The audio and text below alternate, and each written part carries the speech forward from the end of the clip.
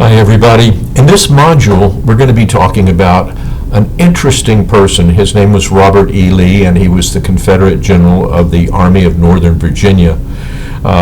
Lee's struggle, personal struggle to fight for the Confederacy is one that is sometimes difficult to understand, but it was a real problem for Lee to make that decision. He served in the military, was in charge of West Point at one point, and so today his name has become, in the news. Has been in the news not long ago. They had in New Orleans. They took down his statue. He had a statue. In fact, it's on Lee Circle in New Orleans. It was a rather large pediment with his statue on top. They removed the statue, and the pediment still is there, and it's still called Lee Circle. It's right close to the D-Day Museum or the World War II Museum there in New Orleans. So you can't miss it if you ever go there. But in any case. For many years, and even to this day, Robert E. Lee is a hero to many people who live in the South, and certainly a villain to others. But how should we really? What is the right way to view Lee? And that's what this discussion is about. There is no question that Lee was one of the greatest military minds that come out of the American military tradition. He was brilliant. And I think we can safely say that had he taken Abraham Lincoln's offer to command the Union forces, he might very well have shortened the war. And it is not crazy to think that Lee might have actually ended up being president of the United States after the war. So many Union generals became presidents, or at least certainly Grant did. But so Lee might have ended up being president of the United States had history been different. But in any case, his reputation has.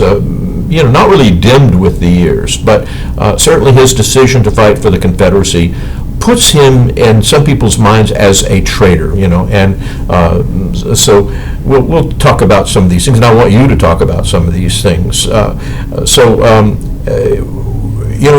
Even Dwight David Eisenhower had Lee's a painting of Lee or a statue or painting, I don't remember which, in the Oval Office or in the White House while he was president.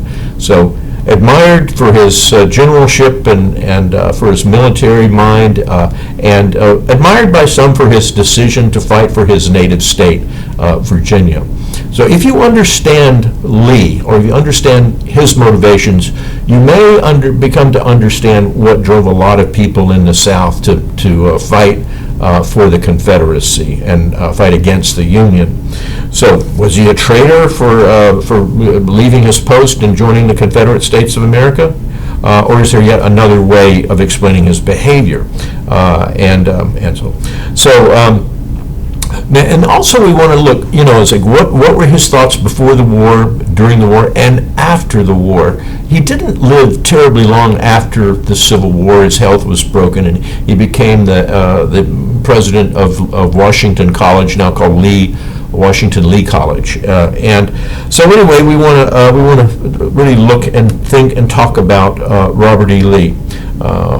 Was his decision to fight for Virginia and the Confederacy? Was he a traitor or something else? We want to look at that. What do you think about the removal of his statue? And many others throughout the South today are being taken. Many other statues of famous Confederate figures are being taken down in many cities throughout the South.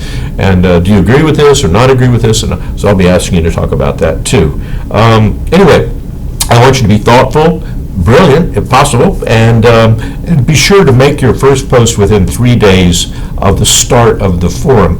You can make your secondary comments, your responses to other people, anytime during the life of the forum.